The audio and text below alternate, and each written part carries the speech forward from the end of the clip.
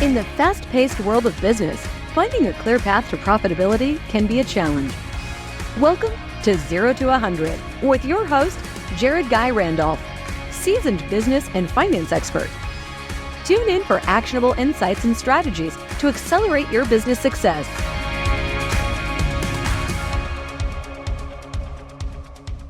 Hello, Accelerators. Today on 0 to 100, I am excited to introduce our guest, Gershon Morgulis. He is the Portfolio CFO at Imperial Advisors. He's a professor of finance at Touro College. He has his MBA, and he is a former investment banker. We're going to talk all things fractional CFO services, which I want you to tune into.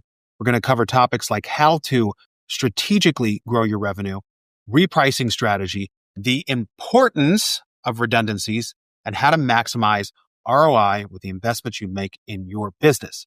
For those of you who don't know me, my name is Jared Guy Randolph. I am the founder of BoxFi. We are the nation's leading payment processing consultant, providing business growth solutions through payment processing. And I'm excited to share the network that I've built over my 25-year entrepreneurial journey to help you grow your business and become more profitable. Ladies and gentlemen, let's accelerate together. Gershon, my friend, welcome to 0 to 100. How are you doing today? I'm doing well. Really happy to be here. Thanks for having me, Jared. Awesome. So we want to learn the goods, all the amazing deets about why you created Imperial Advisory and the types of clients that you work with. So give it a go. Let us know a little bit about your background. All right. I always wanted to be in finance since I was a little kid. And once upon a time, I was in between jobs and I had a friend who said, "Hey, we've got this business and we need some help." And that's kind of where it started. And it really reached the point where I was working, at one particular business. They were a family business supporting multiple generations of basically two families. And they were paying me out of their next vacation. At least that's how I saw it. I'm like, they're paying me. That's how valuable it is to them. And I fell in love and just decided I wanted to do this forever. That's awesome, man. So tell us a little bit more about the types of businesses that you work with today in your fractional CFO side of the business.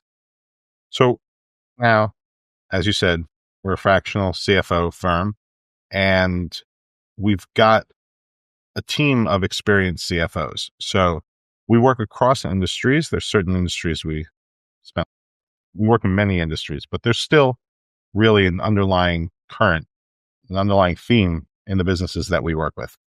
And what are those underlying themes? Underlying themes are owner, privately held business. So we typically are working for the owner. They typically have accounting in place. So they've reached the point where there is a real solid business. It's running. People are getting paid. Vendors are getting paid. They're billing. Stuff is happening. The business is running, but something's not right. And basically you have the CEO, who's usually the owner, who's spending their time trying to be their own CFO. And that's usually when we get called in. So that's the moment that really becomes that turning point. Like, is there a specific pain point or something that happens for that CEO who's trying to take on the role of CFO as well, that you generally see where they decide to go, you know what, it's time for me to bring the right person in? So often it's around growth. Sometimes if they're in trouble, it's around cash flow. So they're like, something's not right. We have no money. Why do we have no money? We need to figure this out yesterday. We've been bleeding cash. We've been living off of deposits, like client deposits, prepayments. That's obviously not very healthy. Or on the flip side, they're looking to grow and they realize that there's this fuzziness in their understanding of their own business. They might be making $1 million or $2 million a year. Like a business might be doing 10 million in revenue. They're making a couple million a year, but they're just not sure what to do next. They know that whatever got them here isn't going to get them there. They got to make major investments. Like, I'm thinking of a client, they're in professional services, some type of services. And they told me, they're like, we're stuck at 10 million. We're not going to get to 20 million. We want to get to 20 million. We want to do that profitably, but we're not sure how. Should we hire a business development person that's going to cost us $500,000 to $1 million a year after you take salary and everything else into account? Should we go invest in Google Ads? Should we host a show to highlight what we do? These are major, major investments for a company making 2-3 million a year. It's like half their profit. So you want to get it right. And that's when they call us. Okay. So this is actually really interesting. I don't think we've discussed this on the show before. You've got a business they're not really trying to make a quantum leap, going from 10 million to 20 million. It's only doubling what your revenue is. So what are some of the things from a financial standpoint a business owner could do, like this example that you gave, to increase that revenue versus going and spending all the money on the business development person, the marketing, starting a show, for instance, like you suggested or had mentioned? So alternatives, I mean, there often are things that are low-hanging fruit, which not necessarily our specialty directly, but if you made it to 10 million, you probably have a CRM. I was just on a call with someone else discussing this. Probably have a CRM full of leads, right? Not everyone hires you the first time around, but you could be following up with those people. You probably, if you're in professional services, you probably have lots of clients. How about calling your clients, building a process internally for asking your clients for referrals? You might have a collections problem, which isn't necessarily going to grow your top line it'll grow your top line if you solve your collections problem. Either way, that's a way to unlock cash, which means you now have more cash to invest. So other things. No, keep going. You can cross-sell, right? You can make an acquisition, which does grow top line. I'm not sure if these are the answers you're looking for, but one company in particular comes to mind. They were making a few million a year, and there were all sorts of metrics. And I was talking to the CEO, and I said, well, you're being measured, it was a hired CEO, you're being measured based on profitability. I said, but if you take $1 million and you buy another business that generates profitability, do they recognize the fact that that's actually growing profitability and that rivals that option should be competing for marketing dollars? Absolutely. Right? That's really growth investment. So marketing is one way to grow, and this is another way to grow. I actually love that idea of being a business where maybe you buy an auxiliary or a complementary service, which you can tack that now onto your service offering to go out to your clients, especially if it's an existing business that is cash flowing. And if it's complementary to your business, there might be creative financing ways that you can do that with little cash out of the pocket. Is there specific things that you do from a financial standpoint for this client who says, I want to go to 10 million to 20 million that can help them get there more quickly? Things that you can do to help them get there quickly are going to be around making sure that they don't have certain hiccups. So as you grow, your accounts receivable grows. Well, lining up accounts receivable financing or lining up a line of credit or just knowing that you're going to experience a situation where you might be short on cash is going to help, right? Having the right people is going to help. Now you say, well, that's not really finance, but having the right people is relevant to finance because having the right people might cost money. So there's a hiring strategy, which has to do with HR, but has to do with finance also. Or are we going to overpay so that we can get people quickly? Are we going to have a bench of people that we have to carry while we're waiting to find those next few big clients? There is financial impact to all of this, and structuring it right. Well, maybe you'll have lower margin, but you'll be able to grow faster. What's the goal? Is the goal to hit that $20 million revenue number? Is the goal to maintain your 30-40% margin? Is the goal to whatever? So these are all things that finance, I should call them non-traditional things that finance is going to get involved in. Because in a certain way, the CFO is really a business partner with a financial focus. So that's actually really interesting. And again, I don't think we have dove deep into this, and I'd like to kind of stay on this because this is really important what you're talking about. Let's say you are an operator who has a business that they're looking to double your revenue or scale your business.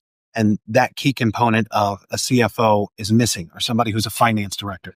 What should the expectation be, or what should they look for someone like you to bring to the table to help them organize the business so they can start to get to that level of growth? So what we really offer, and different firms are different, so I'll just focus on us. What we offer is experience. Our team has been there before. Most of our guys have 30 to 40 years of experience. much of that as a CFO, some of that building up to that level. So to quote someone, my brother actually, he once told me, he's in marketing related things, he's in PR, and he told me that if you have a broad enough view of the world, fewer things are out of the box. Mm. You don't need an out of the box thinker, you just need someone who has a bigger box. And it's really true. When you have the CFO comes in and says, well, why aren't we collecting on, you have beautiful P&L and you got all this stuff sitting in AR and it's growing. And why isn't someone dealing with that? And how are we going to deal with it? Here, I'll introduce you to someone who can help with that. That's very important. That's very valuable. And there's something to be said about having the experience. The old adage, which 99% of people I've ever met get it wrong, is a jack of all trades is a master of none. The full quote is a jack of all trades is a master of none, yet oftentimes better than a master of one.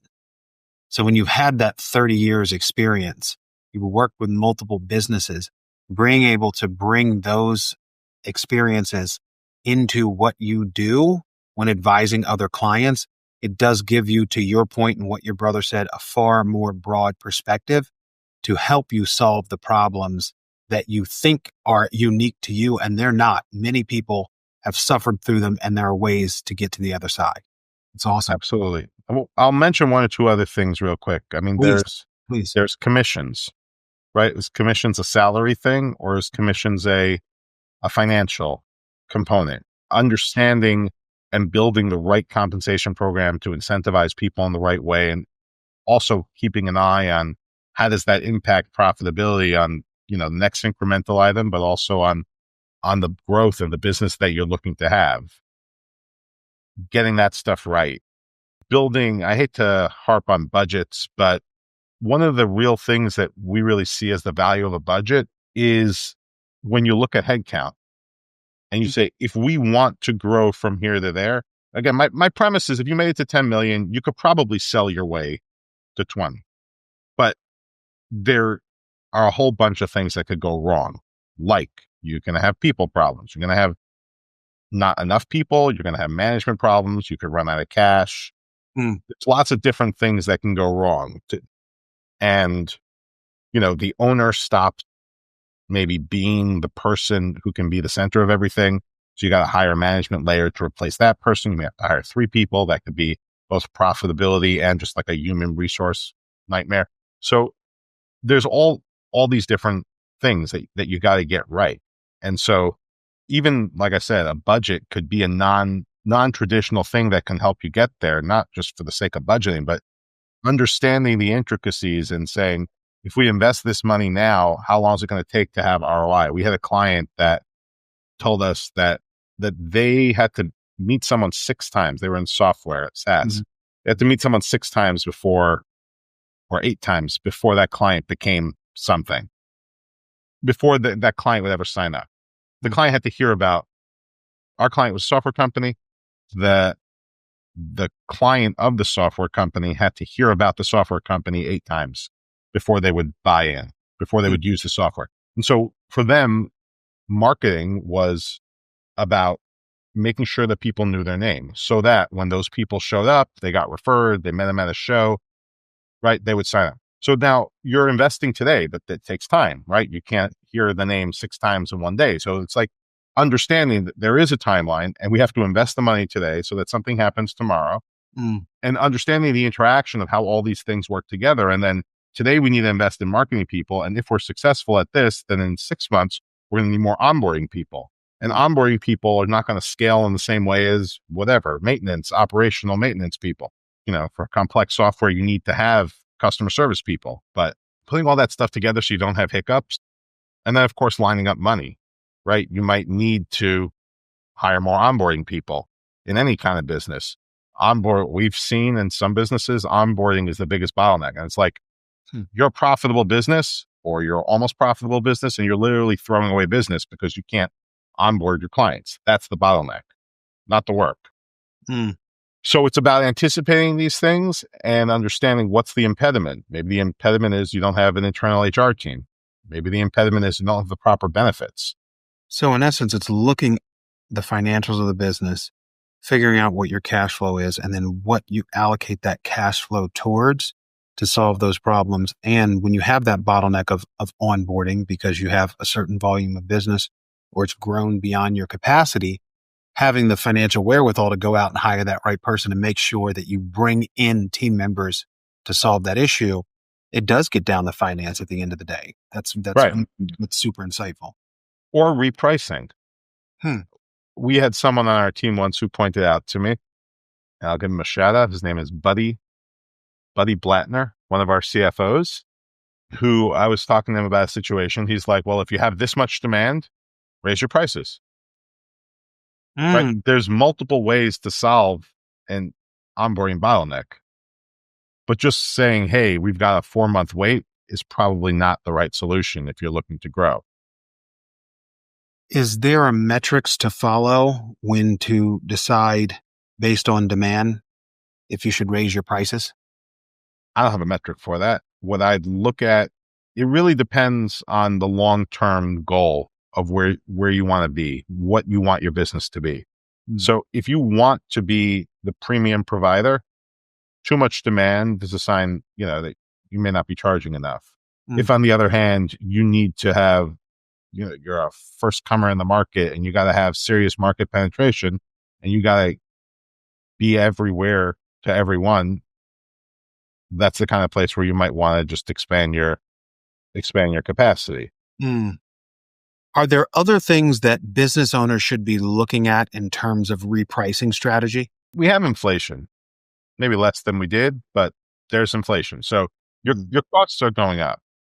And the way I like to look at it is what is the fact that your cost do to you? So it's going to make some things less profitable. And then you really have to make those tough decisions. Do we want to raise prices? Or maybe we want to cut out some of these less profitable things. Maybe we want to cut out less profitable things or things that are no longer profitable or don't hit our margin targets, and then invest in marketing to build up some of the other divisions. So it's not always just about raising prices. That's a really interesting concept. So let's talk about this. And I think our audience could really appreciate this. And I actually experienced this with one of the clients that we work with who has a coffee shop that they just had products that weren't performing or the margins had shrunk so much because the type of coffee that they were distributing was just too expensive. So what they did is they started to take things off the menu that just weren't producing. From the standpoint of a revenue increase, cost saving standpoint, cutting items or figuring out how to specific products remove them, that's actually a very interesting strategy around, we'll call it repricing, but that's a really unique strategy. Yeah, I mean, it's a common thing because think of it like this. Every business, from your business to my business to every one of both of our clients, I think, someone call me up if I'm wrong. I look forward to learning the one or two cases. There's always a bottleneck. Yeah. There is always a bottleneck. You have to understand and identify what that bottleneck is. So the bottleneck might be capital, might be people, it might be the owner's brain space. That's some very common one. The owner's brain space. You cannot do all the things at once. And so in a retail, the bottleneck is often shelf space. If they have healthy demand, it's shelf space. So it's about maximizing. And this kind of conversation, this thought process leads to what are your KPIs? What are your key performance indicators? What are the things that you want to be measuring? But right, it might be, we had a client that had retail. They looked at revenue per square foot. They looked at overhead per square foot. So it's about understanding what are those things. And then you say, listen, our bottleneck is shelf space. Okay, so we want to maximize value there. We want to maximize profit. Now you might have loss leaders, but if you have something that's a loser that's not a loss leader, then you say, well, what do we need that there? Now, maybe you just raise prices a little bit on everything, or maybe, again, like we were discussing, you swap that out for something else. You actually just shed some light on something for me. I never understood from a retail perspective, I'm not in the retail business, why people talked about per square foot revenue. Now I understand the comment that you made about shelf space being a bottleneck in terms of Maybe there's things that you just should not carry on your shelf because they're not moving, and you replace it with product that actually is moving. So you're increasing your revenue per square foot. That's exactly right. But it's not just that. It's even beyond that. Think of a doctor's office. Okay. I would look at revenue as one of many things. I'd be looking at revenue per square foot, and not really revenue. It's more profit. Revenue in this case is maybe an indicator, but it's measuring whatever you're measuring per square foot of a doctor's office, because you're paying rent, right? Your profit per square foot here, maybe somewhere else you're going to have fewer patients, but it's going to be so much cheaper that you're going to end up making more money. Meaning your rent will be cheaper, your maintenance will be cheaper, whatever else it is. So this kind of analysis, it's not necessarily just, either it's not just about things on the shelf, or doctors and nurses and people are the things on the shelf at a doctor's office. I guess there's different ways to frame it. But I think every business is a little different, but every business, it might not be square foot of rent, but then it's the room you have in your office, right? You're a marketing agency or you're an accounting firm. You only have so many seats. So what are we doing to maximize our ROI on that rent? What are you doing to maximize your ROI on the salary you're paying to the partner, right? Talk to accounting firms in case they're listening, right? I spoke with an accounting firm once with a guy. He was a partner in charge of a major office of a major accounting firm, a big market. And he's like, I got 50 clients. Every single one of them wants me to be their fractional CFO. It's like, and I have a whole accounting business to run. So for him, he decided that being every client's fractional CFO was impossible. And going into the 5 who paid the most was going to tank the rest of his business. So he's like, that's not a business I can be in. Because for him, the bottleneck was, I guess, his time. Are there certain things that you should be looking at in terms of when you're creating your metrics for ROI, like the revenue versus operating OPEX per square foot is interesting, where to your point, you have this really expensive doctor office and you have a ton of patients, but you're paying so much that you could go to a location where you could have 10% less patients, but it's 50% of the cost to operate the office and you're making more money. Those are really unique things that I feel a lot of people aren't having those conversations with their CFOs, whether it's full-time or fractional CFOs. Are there other ROI benchmarks that you should be looking at in your business that could help create more profitability? Well, the first thing is you should be talking to your CFOs about that. They should be talking to you about it. And if they're not talking to you, you should be talking to them. But I also, by the way, I teach. So my students know that my favorite answer is it depends. So it really depends.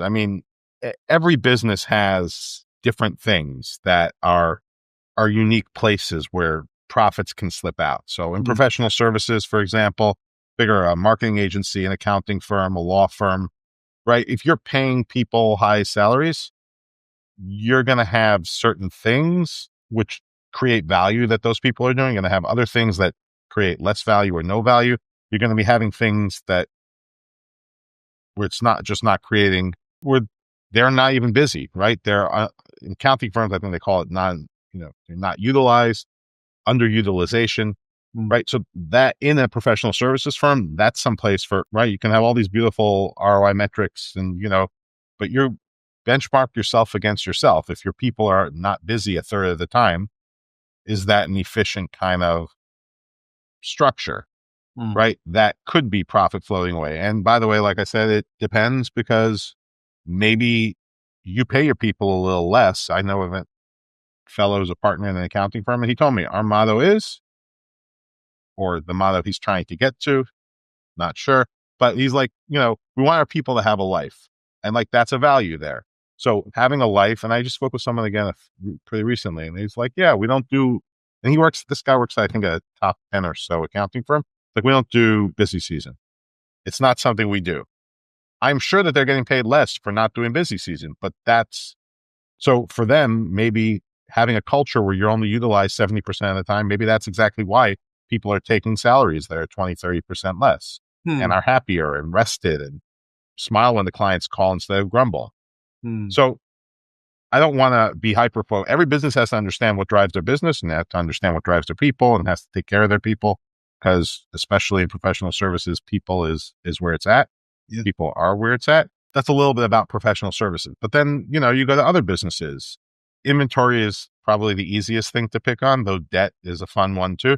But inventory, if you have A's, B's, and C's, which are the ones that you're running out of? Which are the ones with the stockouts, right? The stockouts are the fast movers. Well, that's where you make your money, right? So imagine you reallocate your revenue, not your revenue, your investment in inventory.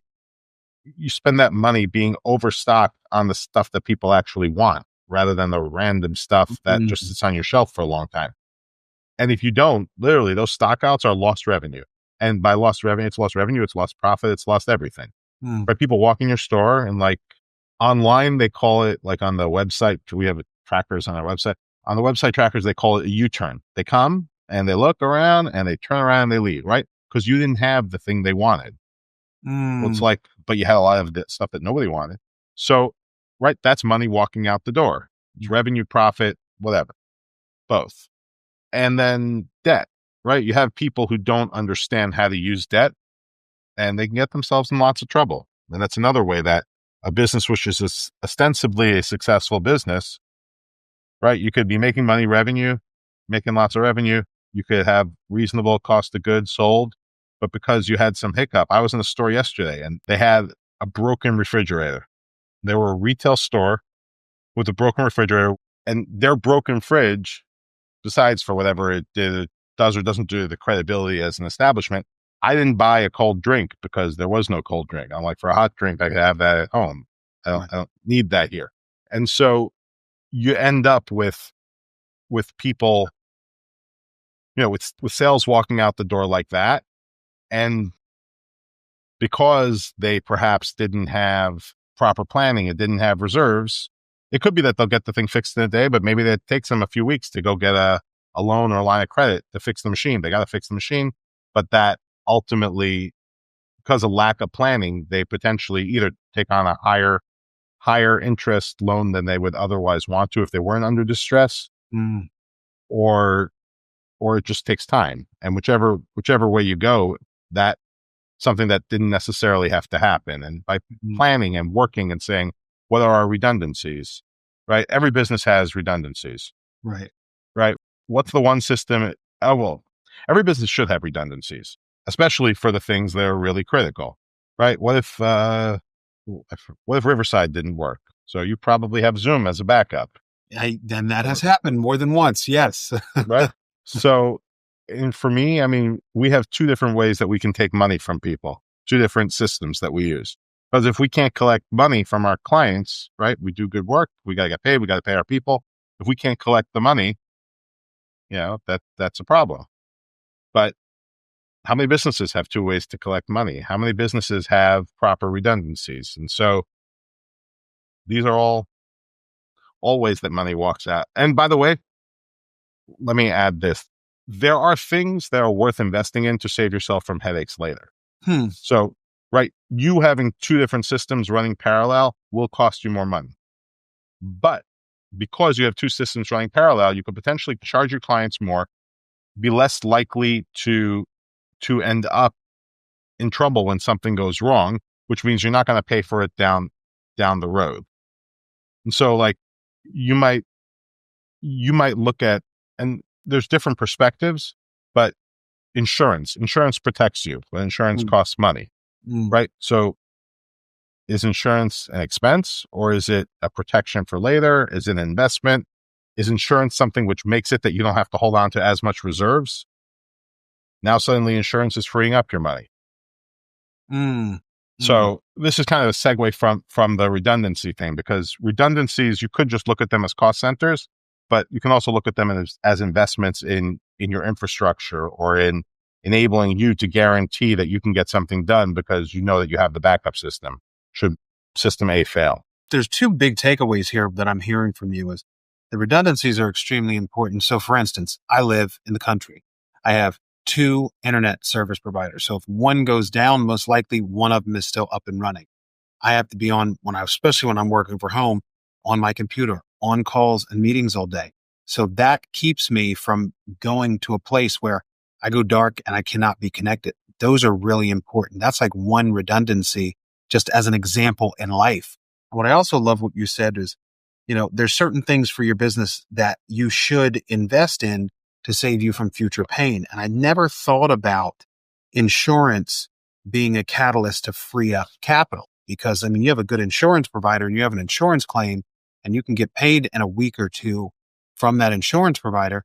Yeah, you're not worrying about having to have as much in reserves if you have a good insurance plan. Are there other things that business owners, for our audience of entrepreneurs and business owners, that they should be considering that could financially save them from future pain, that they could implement into their businesses today? Well, there's definitely HR related things. Mm-hmm. So if your people are legal and you're compliant, when it comes time to sell your business, that's going to be a big headache you don't have to deal with. Right? You're also less likely to get sued now or after you sell, right? You'll also, this one might help them right away. It might not even be down the road, right? If you treat your people well, you do things right, you may have happier customers or clients, right? Take care of your people, they took care of everything else. So definitely investing in things like that around HR, around legal. What's the cost of not having a lawsuit? Or what's the value of not having a lawsuit? How much would you pay so that someone doesn't sue you in 6 months or in a year or in 3 years? Right? Having your stuff set up correctly. And two that come to mind right now are HR and legal, but I guess I'll really extend it to everything. It's like hygiene, right? Like why do you brush your teeth today? One, people won't say you smell, but two, if you brush your teeth today, it's going to protect you down the road. Right. So that applies to business hygiene. And so my sales coach, and I'll give him a shout out, Jeff Goldberg, based on Long Island. He likes to say that every day that you're not prospecting, one day, 3 months down the line, you're going to be hungry. Oh God. Yeah. Right. He's like, the business I signed today is because of the people I met 3 months ago. So, but that's hygiene. It's Right. not doing anything for today. So it's about really, I think that's the answer. That's how I would frame it. It's your hygiene. And I guess we can throw in finance too, because now that I gave all those other professions plugs, right? Doing financial hygiene, right? Understanding that, looking at your results, not just looking at the cash in the bank, is going to help you understand, are you profitable or are you just sitting on cash, or how profitable are you, right? Understanding that the cash that you don't have is money you're never getting back versus money that you could collect versus money that you think you're owed, but you really aren't because of something, because you didn't deliver. Like, understand, give yourself the knowledge of what's going on so that you can properly plan, right? Looking a few months into the future, say, here's where I'm going to be in 3 months, and here's where I'm going to be in 3 months or 2 months if I make these 6 changes, right? Change you make is going to impact what's going on later. Having a proper team so that you can trust the data you're getting, right? Digging in to understand where profit versus revenue, right? Those are not the same, right? We grew revenue, but we lost margin. Was it worth it? If you don't know, how do you know what to press on? You're going to go tell the marketing people to go sell or market, and the salespeople to go sell, and they're about to be selling a bunch of stuff that's not profitable anymore. So the businesses that you work with, when you go in, how are you checking for proper financial hygiene? Are there certain red flags that you look for right off the bat? So we often start with an assessment, and the first step when we go in is trying to understand people, process, and profit. And what we do in that assessment is, we start with just asking for information. And depending on what comes back, how long it takes to come back, how they answer our questions, the quality of the information, as well as how the team is able to communicate, really gives us a good idea of what's going on with their financial hygiene. You might have money in the bank, but again, and we've seen this, right? With clients, if you misclassify deposits as sales, right, then everything is wrong, right? You can't trust any of your numbers anymore. But deposits are money you got today for a sale you're going to make in the future. Right. Which means this period's numbers are wrong, right? Because you overstated revenue, and next period's numbers are wrong because you understated revenue. So next period, when you come knocking on the door and say, why aren't we making money? It's because you misclassified in the last period. And yeah, sure, the cash came in the door then, but you spent it already before the year even started. But having the books put together and people who understand what they're doing, that's kind of the basics. I mean, there's policies and procedures. Mm-hmm. That's certainly right. Making sure that you have a process for what happens when money comes. I mean, these days, a lot of stuff is electronic. What happens when money comes in? Who approves new vendors? Right. There's a lot of financial hygiene and things that will help make problems down the line less likely. So, wow, this is actually a very good interview. And I think, as we kind of always have some pre-topics we think we're going to discuss, I don't think we've covered any of them, Gershon, but we got a lot of really good highlights here. And I have one important question for you before we go into the rapid fire section. And that is, let's say you're a small or mid-sized business and you're looking to level up your game when it comes to financial management, but you can't afford that full-time CFO. What should you be looking for from a fractional CFO that will drive success in your business? I'm going to go back to it depends. Every business is different, but CFO, the value of a CFO, if that's what you need, the value of the CFO is having that person on the team. Having the person where when something comes up, they're not just looking at sales, but they're looking at profit. Having that person who's thinking 2 or 3 steps down the line on the financial impact, both cash and profitability. Having the person who understands the structure, who's seen it before, who knows what we're going to need, so that you don't just fall into it. If we want to do this, we're going to need more buyers, we're going to need more billers, we're going to need more whatever it is. And as I see it, that's the value of the CFO. Having that person on the team who understands what's going on. Now, there's a variety of things that we do. Like we do something called financial planning and analysis. We do that for CFOs, for full-time CFOs. We help them with forecasting, complex analytics, things like that. So you need that too. If that's what you need, that's what you need. But I think that the value of a CFO, of a chief financial officer, is someone who's has that broad view, who understands. Often CFOs manage HR. Now that could just be an administrative task, or it could be thinking of it as, well, they're managing a critical input in our organization. It's not just capital. It's not just like dollars. It's human capital. And how are we managing that, both from a cost, but really from an investment perspective? Right. So having someone who understands all that and who thinks that way is going to be very helpful. Now, some small businesses, what they need is not a CFO.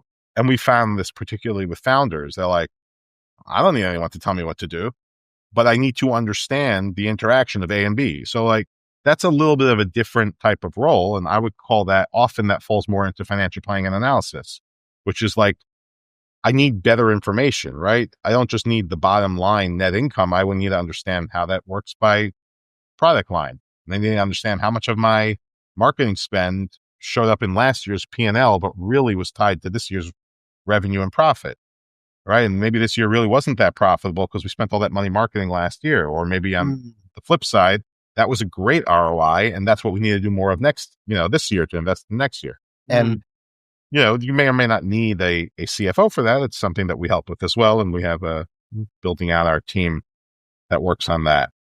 Awesome. So you ready for rapid fire? Rapid fire. I'll do my best. Coffee or tea? Coffee.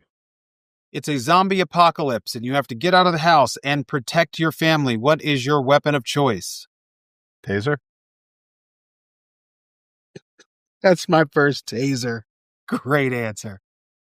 Do you have a favorite book that you would suggest all entrepreneurs read?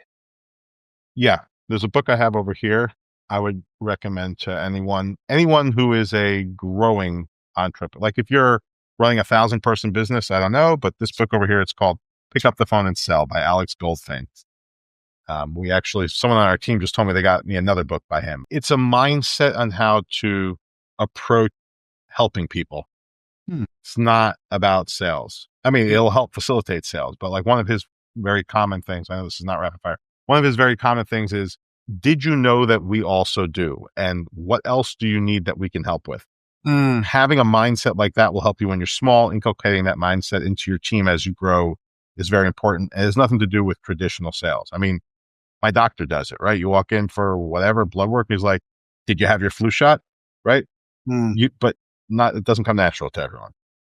Very true. Very true. So what are 3 money saving tips that you would give for an entrepreneur, business owner from now to the end of the year?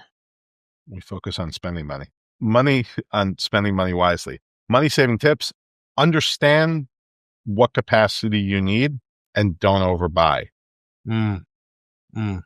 Unless you're in growth mode, and then maybe you want to overbuy so that you can fulfill. But that's one thing. Don't overbuy. Get a handle on your capacity so that you don't overbuy. Next is, if you hire people who fit into certain categories, there still are tax credits out there. Look into those. And the third money saving tip is, this is really, really important, more than all the others. Understand what the terms are of any loan or loan-like agreement you make. So, right, if you borrow money, and like I'll have someone call me, I'm borrowing money, it's at this rate, really not at that rate. It's like, it's that rate for 3 weeks. Well, okay, if you amortize that, you're paying like 1,000% or something like that, right? Or you've got someone who's not taking advantage of a discount, right? If you don't take advantage of a discount, depending on what it is, that could be costing you a tremendous amount of money. Borrowing money could be cheaper. So listen, you got to understand what you're doing. You don't want to borrow money from the bank for no reason and then not realize what's going on. But if by paying 20 days earlier, you're saving 2%, that's a very, very good ROI on your money. And again, it goes back to what we discussed before in terms of opportunity cost, right? You use your line of credit to save 2%, and then you don't have the inventory, which you're making 30% on, then yeah, we can amortize that 2%, but you lost a lot more when that can of Coke walked out the door because all you had was Tab or whatever soda people don't drink. All right. Last question for you, my friend. Give me 2 key people in your life that helped you build the success that you have today. When I decided I wanted to do this, I went to my wife and I asked her if she was okay with it. I don't know if she really was, but she said she was. So I ran with it. So she definitely gets a lot of credit. Awesome. Who else? Who else gets credit? Our amazing team. I've had many people on, probably 10 or 12. People come, they don't always stay forever, but the team that we've had has really been, it's been top notch. I mean, I guess I can give credit to my first client. I can give credit to my first partner, the people who trusted in me at the beginning, and all those people who continue to trust in me. And really, it's not about me. It's about the team. So final answer is our amazing team. Awesome. Gershon, please tell the audience where they can connect with you if they would like to do so. All right. So, places to connect with me. Phone number, I will share that, 516-256-9478. Email, Gershon@Imperial GRP. I assume you'll be able to write that out. Yep. Okay. And LinkedIn is linkedin.com/IN/Gershon Morgulis. If you Google Gershon and Imperial, you'll probably come up with it. And I'd love to hear from you. Just put in the notes that you found us through the interview with Jared, and because we get all sorts of spam from all sorts of people there. But definitely looking forward to hearing from you. Gershon Morgulis, thank you for joining us on 0 to 100. Absolutely. Thank you, Jared. This was a lot of fun. Awesome. I really appreciate it. Thanks for tuning in to 0 to 100 podcast. We hope you feel inspired and ready to accelerate your business. Remember, your journey to success starts with a single step. Keep learning, keep growing, and keep striving for greatness. For more resources and show notes, visit jaredguyrandolph.com. We'll see you next time.